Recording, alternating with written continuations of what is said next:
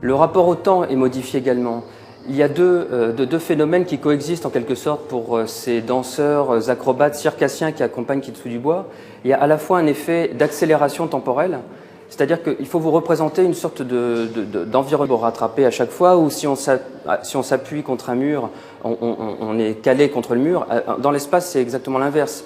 Ce qui sur Terre vous arrête, dans l'espace ou en apesanteur, vous repousse. Donc vous êtes dans un mouvement fluide et constant, et si jamais vous donnez un coup de pied sur une paroi pour aller de l'autre côté de l'avion, vous serez surpris par la force cinétique de votre geste, puisqu'il n'y a plus, si vous voulez, la gravité pour l'absorber en quelque sorte. Donc les artistes ressentent des fois cet effet d'accélération temporelle. Des fois vous entendez des personnes vous dire que si elles ont été accidentées ou quand elles ont vécu des expériences limites au niveau du corps, elles ont le sentiment que le temps se dilatait. Donc cette espèce de conscience effilée de chaque instant voilà, crée un sentiment de stase temporelle.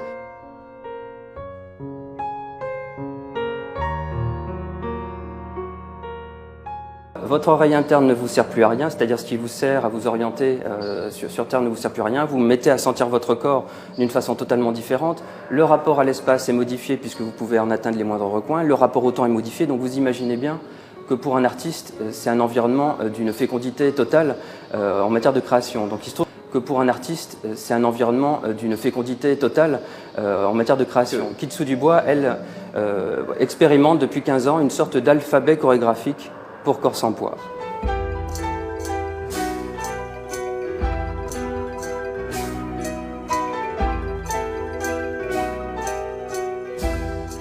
Alors, c'est une chose de faire des expériences en gravité zéro dans ces avions, c'en est une autre de transformer ces performances de danse en matériaux artistiques pour le public qui, lui, se trouve au sol. Donc là, la vidéo joue un rôle prépondérant pour en fait proposer une sorte de parcours immersif, un parcours sensoriel au public de façon à faire jouer en quelque sorte notre capacité d'empathie. Et si on prend le temps de regarder ces images, si vous voulez, on a...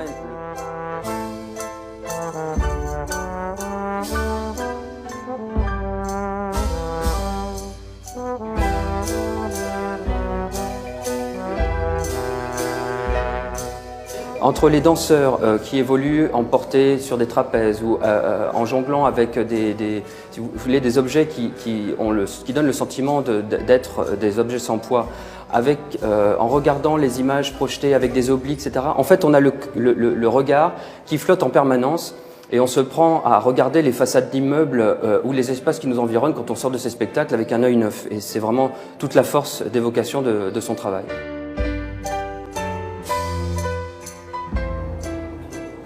Alors vous voyez, avec cette bulle, c'est encore un autre dispositif perceptif qui est donné à voir aux spectateurs, puisque là c'est une vision à 360 degrés, non mais à 190 degrés, où en fait l'image excède notre champ de vision, et donc on est, si vous voulez, là encore avec un dispositif qui est mobile dans une autre proposition sensorielle de Kitsu Dubois.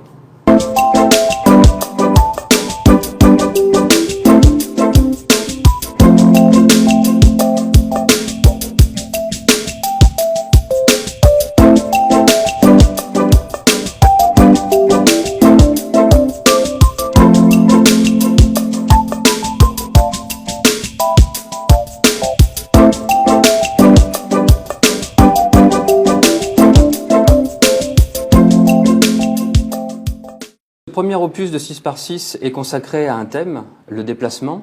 Pourquoi 6x6/36 ? C'est qu'en fait, il s'agira de 6 carnets thématiques, dont celui-là est le premier. Et donc, dans chaque carnet, nous exposons 6 artistes, 4 œuvres par artiste et 2 citations qui sont des citations littéraires, philosophiques ou scientifiques choisies par l'artiste comme une sorte d'écho à son travail. Chacune de ces data matrix sont sur des stickers, c'est-à-dire que chacun est invité à repérer l'endroit chez lui, à l'extérieur ou dans une institution qu'il a envie de pirater, l'espace qui serait le plus approprié pour exposer ou mettre à disposition les œuvres qui sont dans ce catalogue.